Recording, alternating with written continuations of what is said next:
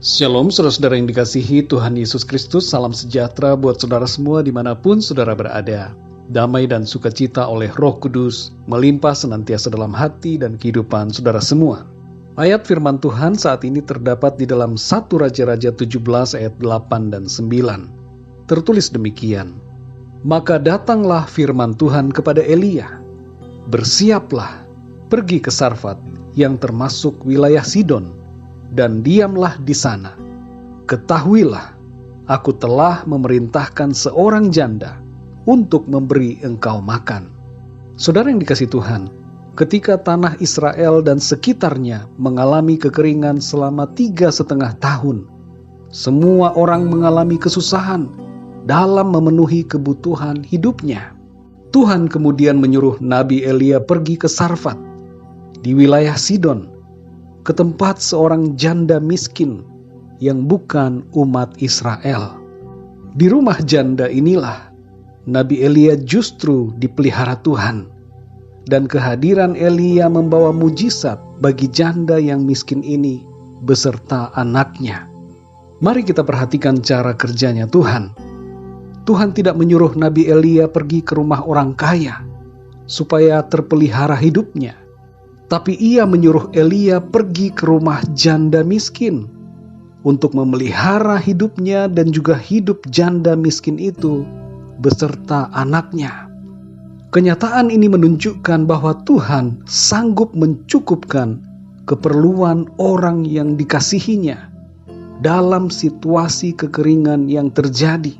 Dan Tuhan bermaksud untuk menyatakan kemuliaannya kepada janda miskin yang bukan umat Israel itu. Saudara yang dikasihi Tuhan, situasi wabah sekarang ini memicu terjadinya gelombang masalah kedua di berbagai belahan dunia. Gelombang masalah itu adalah krisis ekonomi bagi sebagian besar orang. Ada yang di-PHK, dirumahkan atau dikurangi gajinya. Banyak orang yang saat ini mulai merasakan kesusahan dalam hidupnya.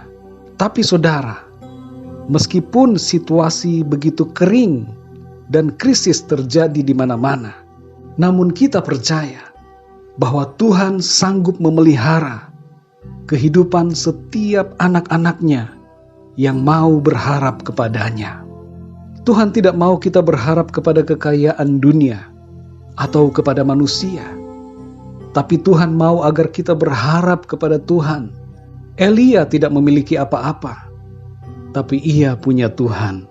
Janda di Sarfat ini hanya memiliki sedikit sisa tepung terakhir, tapi pemeliharaan dan mujizat Tuhan dinyatakan. Saudara yang dikasihi Tuhan, dalam masa-masa krisis ekonomi, orang yang kaya atau yang mampu tentu hendaknya harus membantu orang yang miskin atau yang berkekurangan, sebagaimana seharusnya yang dikehendaki oleh firman Tuhan.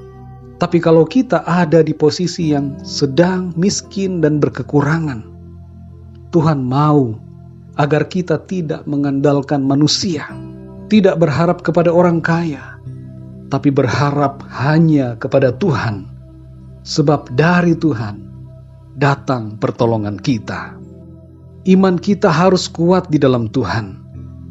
Jangan kita berharap kepada manusia dan kemudian ngomel-ngomel karena tidak mendapatkan bantuan.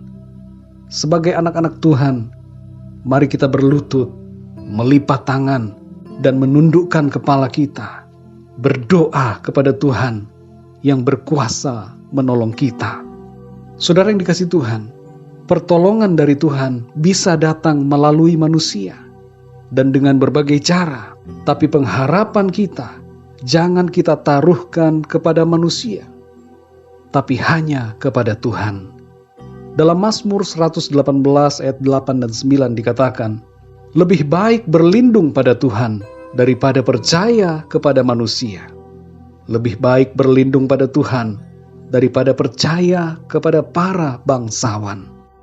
Mari saudara yang dikasihi Tuhan, jangan kita ngomel-ngomel dan bersungut-sungut apabila kita tidak memperoleh bantuan dalam kesulitan. Tapi bersyukurlah kepada Tuhan untuk segala sesuatu dan berharaplah kepada Tuhan. Naikkanlah doa permohonan kita kepadanya. Jangan menghakimi orang-orang lain yang kelihatannya kaya atau mampu, sebab kita tidak tahu apa pergumulan hidup mereka. Mungkin mereka juga sedang mengalami kesulitan. Hindari mulut kita dari perkataan yang tidak berkenan kepada Tuhan. Doakan mereka, saudara. Saudara yang dikasihi Tuhan, Tuhan sanggup mencukupi kebutuhan kita dalam situasi yang sangat sulit sekalipun.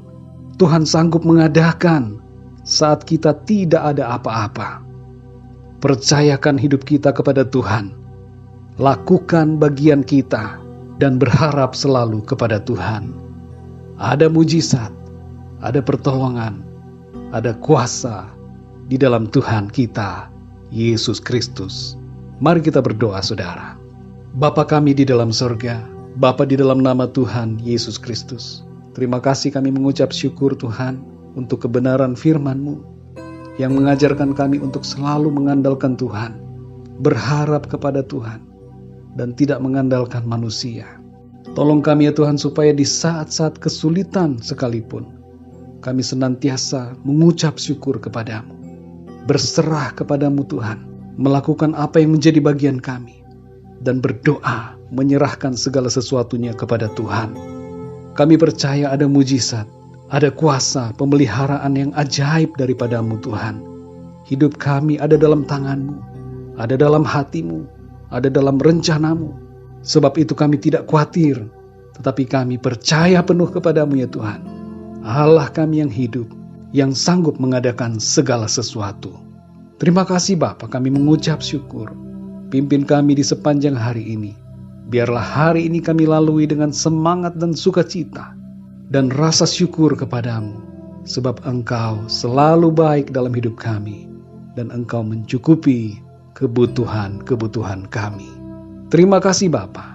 Di dalam nama Tuhan Yesus Kristus, kami berdoa dan mengucap syukur. Haleluya. Amin. Puji Tuhan, saudara yang dikasihi Tuhan. Saya percaya firman Tuhan menjadi berkat dan kekuatan buat saudara semua. Dan Roh Kudus akan menolong saudara untuk lebih lagi memahami kebenaran firman Tuhan. Tuhan Yesus memberkati saudara semua. Sampai jumpa dalam renungan yang berikutnya. Haleluya.